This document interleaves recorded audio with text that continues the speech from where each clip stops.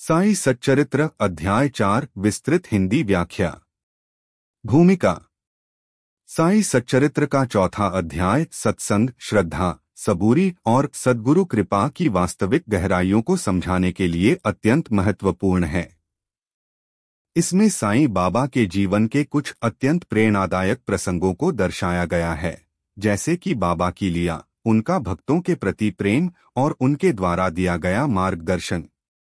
इस अध्याय का केंद्र बिंदु यह है कि कैसे साईं बाबा एक सच्चे सद्गुरु के रूप में भक्तों के अहंकार, शंका और मोह का नाश करके उन्हें अध्यात्म की ओर अग्रसर करते हैं।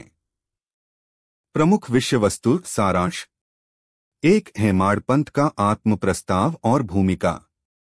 2. साईं बाबा का सत्संग और उसका प्रभाव। 3. बाबा की कथा सुनने का महत्व। 4. बाबा के ज्ञान की गहराई। 5. बाबा की गुरु कृपा की शक्ति। 6. एक ब्राह्मण भक्त की कहानी, बुद्धि विकास की कथा। 7. बाबा का भक्तों को उपदेश, ज्ञान के बिना मुक्ति संभव नहीं। 8. सत्संग और श्रवण की महिमा। 9. अंत में हेमाडपंथ की प्रार्थना। 1. हेमाडपंथ का आत्म प्रस्ताव और भूमिका। लेखक हेमाडपंथ गोपीनाथ रघुनाथ दाभोलकर इस अध्याय की शुरुआत में अपने मन की स्थिति का वर्णन करते हैं। वे बताते हैं कि जब उन्होंने साईं बाबा के चरणों में बैठकर उनकी कथाएं सुननी शुरू की, तब उन्हें अनुभव हुआ कि यह केवल शब्द नहीं है, बल्कि आत्मा को जागृत करने वाली साक्षात ब्रह्मवाणी है। विचार बिंदु। हेमाडपंथ स्वयं को एक साधारण लेखक मानते हैं, लेकिन वे जानते हैं कि यह ग्रंथ साईं बाबा की कृपा से ही लिखा जा रहा है। यह दर्शाता है कि सच्चे भक्त में अहंकार नहीं होता, बल्कि वह अपने को निमित्त मात्र मानता है। 2. साईं बाबा का सत्संग और उसका प्रभाव। इस भाग में लेखक बताते हैं कि जो भी व्यक्ति बाबा के पास शिरडी में आता था, वह चाहे कितना भी सांसारिक, अहंकारी या शंकालु क्यों न हो, बाबा के सत्संग का प्रभाव ऐसा होता कि वह व्यक्ति एकदम शांत, विनम्र और आत्मनिष्ठ हो जाता। सत्संग का प्रभाव। मन की अशांति मिट जाती है। मोह, माया, लोभ और अहंकार नष्ट होते हैं। श्रद्धा और विश्वास उत्पन्न होता है। यहाँ यह भी समझाया गया है कि बाबा केवल उपदेश नहीं देते थे, वे स्वयं एक जीवंत उदाहरण थे। उनकी उपस्थिति में शुद्धता का प्रवाह होता था। 3. साईं बाबा की कथाएं और उनका महत्व। हेमाडपंथ बताते हैं कि बाबा की कथाएं केवल मनोरंजन नहीं थीं, बल्कि वेदों और उपनिषदों के सार को सहज रूप में प्रकट करती थीं। वे कहते हैं, बाबा की लीला सुनने से केवल ज्ञान नहीं, आत्मा का परिष्कार होता है। बाबा की वाणी में शक्ति थी। जब वे कहते थे, सबका मालिक एक है, तो यह केवल शब्द नहीं होता था, बल्कि उसका प्रभाव श्रद्धालुओं के जीवन में परिवर्तन ला देता था। 4. बाबा के ज्ञान की गहराई।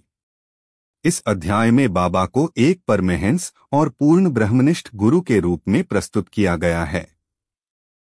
वे किसी भी विषय जैसे धर्म, अध्यात्म, व्यवहार, शुद्धाचार या भक्तिपथ पर बात करते समय ऐसा ज्ञान प्रदान करते थे, जिसकी गहराई शास्त्रों से भी अधिक प्रभावी होती थी।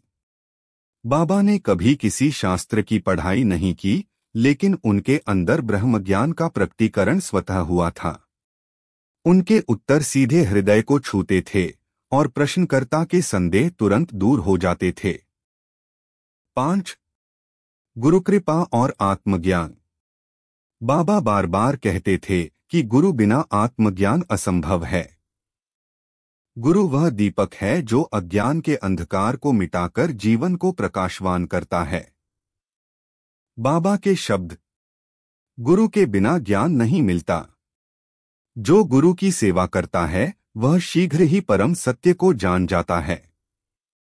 वे भक्तों को बताते थे कि केवल पूजा पाठ या व्रत से मोक्ष नहीं मिलता, सच्चा भक्ति और सत्संग ही आत्मा की मुक्ति का मार्ग है। 6. ब्राह्मण भक्त की कथा। इस अध्याय में एक अत्यंत प्रेरणादायक कथा दी गई है। एक ब्राह्मण भक्त जो बहुत पढ़ा लिखा था, लेकिन उसे आत्मज्ञान नहीं मिला। कथा संक्षेप। वह ब्राह्मण अपने गुरु की सेवा में वर्षों तक रहता है, फिर भी उसे ज्ञान नहीं होता और वह निराश हो जाता है। गुरु उसे बताते हैं, सत्संग और सेवा के बिना केवल पुस्तकीय ज्ञान व्यर्थ है। बाबा का संदेश। ज्ञान तभी सार्थक होता है जब वह विनम्रता, सेवा और श्रद्धा के साथ आता है। इससे हमें यह सीखने को मिलता है कि सच्चा ज्ञान वही है जो जीवन में नम्रता और समर्पण लाता है। 7. बाबा का उपदेश। ज्ञान के बिना मुक्ति नहीं। इस भाग में साईं बाबा का यह अमूल्य उपदेश आता है, केवल आडंबर और बाह्य आचरण से मुक्ति नहीं मिलती। ज्ञान के बिना कोई भी जीव बंधन से मुक्त नहीं हो सकता। बाबा ने इसे अनेक उदाहरणों और दृष्टांतों से समझाया। वे यह भी कहते हैं कि श्रद्धा और सबूरी ही आत्मज्ञान की राह के दो मुख्य स्तंभ हैं। 8. श्रवण, मनन और सत्संग की महिमा। इस अध्याय में हेमाडपंत कहते हैं कि बाबा की कथाओं का श्रवण स्वयं आत्मा को पवित्र कर देता है। 3 तत्वों की महिमा। श्रवण, सुनना सत्य को हृदय में उतारता है। मनन, चिंतन जीवन में स्थिरता लाता है। निधिध्यास, अनुभव ब्रह्मा की अनुभूति कराता है। जो व्यक्ति श्रद्धा से बाबा की लीला सुनता है, उसमें स्वयंबोध विकसित होता है। 9. हेमाडपंत की प्रार्थना। इस अध्याय के अंत में हेमाडपंत एक अत्यंत भावपूर्ण प्रार्थना करते हैं। हे बाबा, मुझे आपकी कथाओं का पान करने दो। आपके चरणों में बैठकर सेवा करने दो। मेरे मन से अहंकार, मोह और शंका दूर कर दो। मेरे हृदय में ज्ञान, श्रद्धा और प्रेम का संचार करो। मुख्य शिक्षाएं। 1. सत्संग का प्रभाव किसी तपस्या से कम नहीं है। 2. गुरु की सेवा ही मुक्ति का मार्ग है। 3. श्रद्धा और सबूरी आत्मज्ञान की कुंजी हैं। 4. ज्ञान के बिना भक्ति भी अपूर्ण है। 5. बाबा की कथाओं का श्रवण जीवन को बदल सकता है। समापन विचार। साईं सच्चरित्र का यह अध्याय एक जीवंत उदाहरण है कि कैसे एक संत का संग और उसकी वाणी हमें जीवन के अंधकार से निकालकर आत्मज्ञान की ओर ले जाती है। बाबा केवल उपदेश नहीं देते थे, वे स्वयं साक्षात ब्रह्मस्वरूप थे।